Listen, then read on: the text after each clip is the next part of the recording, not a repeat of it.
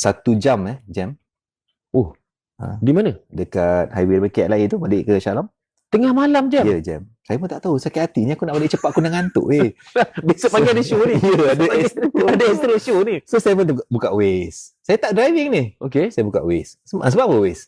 Sebab Waze adalah the tools yang boleh nampak, dia boleh beritahu orang komen, kenapa dia stuck kat depan Ya, betul. Ada orang cakap, entahlah. Waktu tu yang seorang lagi dah lepas, depan sikit kita baca komen dia, oh ada roadworks. Lepas tu dia tulis, jalan belah kanan tutup. Apa saya buat? Masuk lagi lah. Kita as a driver saya, jom kita jalan belah kiri. Dan kita lebih laju. Sebab semua orang stuck belah kanan.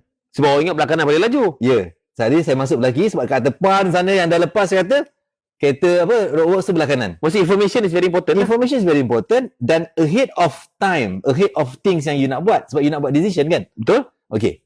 So now, kalau tadi saya duduk macam orang lain, saya pun lost. Kenapa Waze? Kenapa? Apa Waze?